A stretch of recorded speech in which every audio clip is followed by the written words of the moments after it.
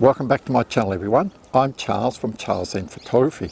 Recently I bought a second-hand Nikon D90 which was released in 2008, and I did a couple of videos using it, and I got some comments saying like, Charles, why did you go and buy such an old camera?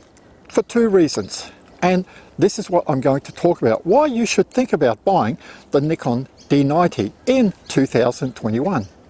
So I bought it for just over $350, and it came with the Nikon 50mm f1.8 lens. Now this is called the Nifty 50, we call it that. Great little lens, especially if you want to do portraits like that, and you're just starting getting into photography.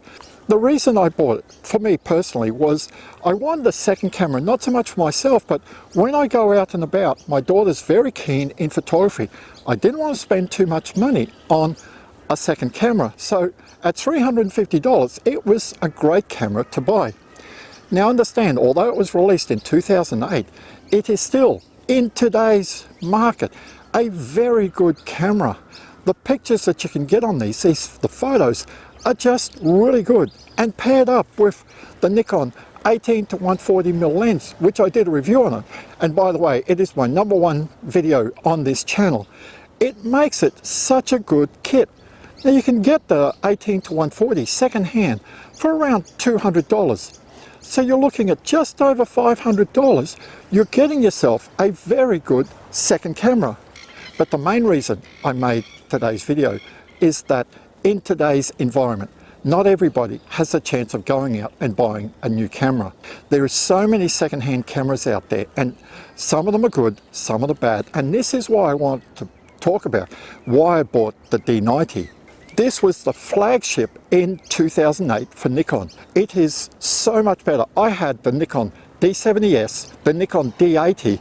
I skipped the Nikon D90, and then when time came to upgrade from my D80, and I went to this D7000. I've been having a really good play with this camera. Even in astro, in low light, photos of the Milky Way are very nice. When I took photos of the Milky Way, I was using my Nikon 11 to 20. So that lens is a bit more expensive, and you could pick it up probably for around $400 or $500. But I'm not going to talk too much about astro today. I'm really going to talk about just landscape and people photography with this camera.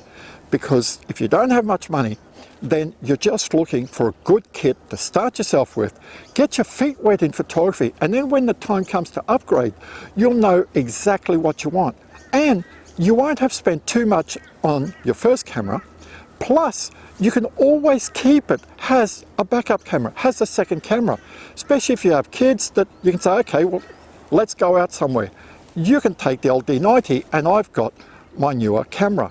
Some of the specifics on this camera. It's a 12 megapixel camera.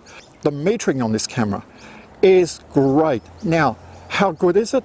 It is as good as my Nikon D7500, which is a very new camera.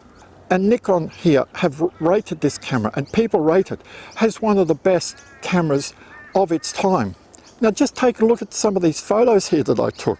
With this Nikon 18 to 140mm lens,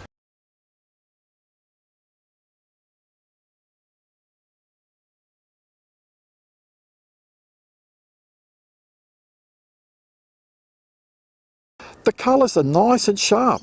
Today, all I was using was just auto white balance. I prefer to test, when I'm testing cameras out, to use auto white balance because it's going to give me an idea of how good the camera is of reading the different light situations. Because sure, if I'm shooting a JPEG, I can put it in daylight or sunny.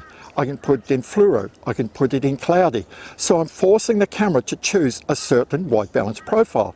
But if I'm shooting in auto white balance and just walking around pointing the camera at different subjects and different lighting conditions, I want to see what the camera is going to give me. Now look at this, I'm up close and personal with this park bench here. It doesn't matter what I do, whether I do a camera review, lens review, or if I'm out and about. I'm always paying particular attention to rules of thirds and how I'm going to compose an image. 27mm, 1/2500th of a second, f4, ISO 200. Now when this camera came out, it came out as a kit. You had the D90 plus the 18 to 105 millimeter lens, which was the same lens that came out with the Nikon D80. And I had this lens and it was very good.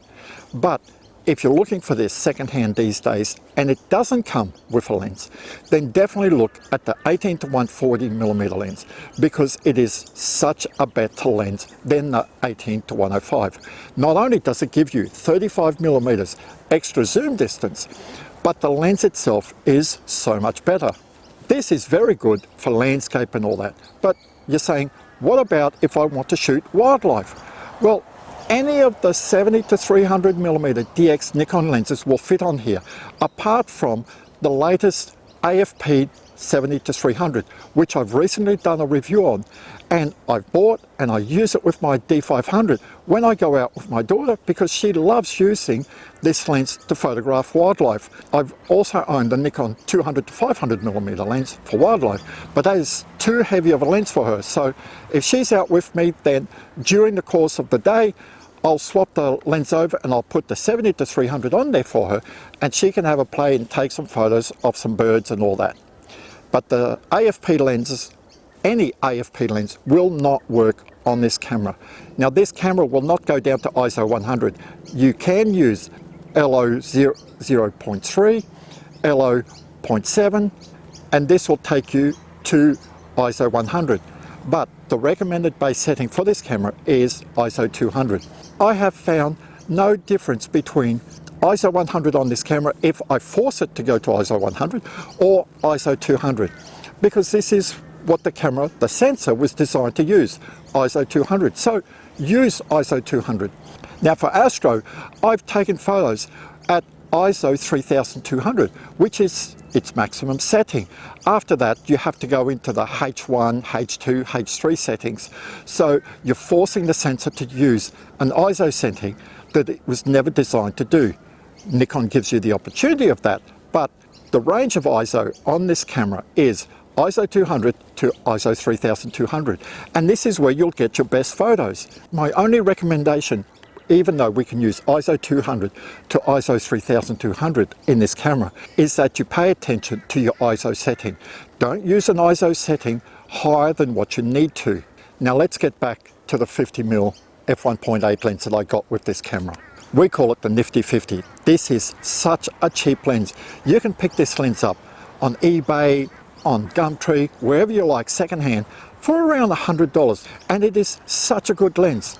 You can use it for macro, you can use it to photograph flowers. If you're starting out and you just want to photograph your family and all that, this is such a good lens. The reason why I bought the D90 instead of an older D5000 series is because this is, I call, a prosumer camera. It's nice and rugged, it's more weather resistant than the D5000 series or the D3000 series. It has more features. You can control your white balance manually, where you can't control your white balance manually in the D5000 series or the D3000 series. You only can choose presets. So this is a plus for this camera. If I ever wanted to shut off the autofocus on this camera, on the lens, I've got the switch here on the side of the camera, manual to auto. D3000 series, D5000 series don't have that.